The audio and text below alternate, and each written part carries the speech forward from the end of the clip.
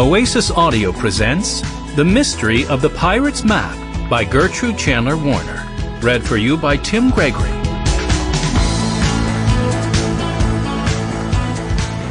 Chapter 1. Benny's Discovery. It seemed like an ideal afternoon for a walk on the beach. The sky was blue, the breeze was warm, and the ocean was calm and peaceful. The only thing that kept it from being perfect was the mess the storm had left behind. Yuck! More seaweed! 6-year-old Benny Aldens said as he stepped over another ragged green pile of it. Watch, the Aldens dog, tagged along behind Benny. And more of these little black shells broken up, 10-year-old Violet added. She picked one up between her thumb and forefinger. What are they anyway? I think they're called mussels, Jessie said. She was 12 years old and had long brown hair. I'll bet the seagulls are happy they're here. Now they've got plenty to eat. Benny smiled. There's nothing wrong with that, he said. The others laughed. Benny had a very healthy appetite. Tom would know what they are, Jessie continued. He knows a lot about this area. Tom was Tom Harrison, a retired elementary school teacher and an old friend of the children's grandfather. He owned and ran a bed and breakfast a few blocks inland, and he had invited the Aldens to visit for a week. Grandfather hadn't seen him in years, and the children were thrilled at the idea of spending some time along the shore. So, Grandfather cheerfully accepted his old friend's invitation. The two men were back at the house now, catching up on old times. The storm must have been pretty bad, Henry commented, walking behind everyone else.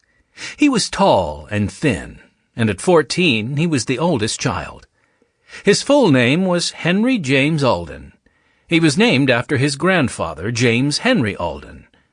I guess that's why there are hardly any sunbathers here today. There's no place to lie down. There were all sorts of things from the sea scattered on the beach. Thousands of broken shells, small stones, seaweed clumps, and chunks of rotting driftwood. Tom had mentioned that storms were common along the shore.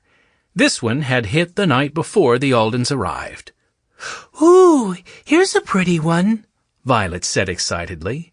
She crouched down and picked up a perfectly formed shell. Then she put it in the plastic bag she had brought along. Do you think you have enough yet? Jessie asked. Almost, Violet replied. She had offered to make seashell necklaces for everyone, and now the children were searching for all the perfect shells they could find. Violet was always doing artistic things. She liked to draw and usually brought a pad and coloring pencils with her whenever the Aldens traveled. Her favorite color was, of course, violet. The Alden children lived with their grandfather in a large and beautiful house back in Greenfield, Connecticut. But there was a time when an abandoned boxcar was their home. After their parents died, they had no place to live. Then they discovered the old train car in the woods. While they were living in it, their grandfather came looking for them. They hid from him, thinking that he was mean, but they soon found out that he wasn't mean at all. He took them back to Greenfield and brought the boxcar, too. He put it in the backyard so the children could visit it any time they wished. Although there weren't many sunbathers on the beach, there were other people walking around. A few were wearing headphones and carrying metal detectors. Benny had been watching them for a while.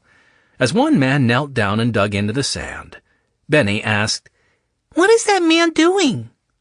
A stranger's voice answered, He's looking for buried treasure. Benny said, Buried treasure? You mean like gold or something? The man shrugged. Gold, silver, whatever. And what are those things you both have? Benny asked. Metal detectors, Henry answered. I think. Sample complete. Ready to continue?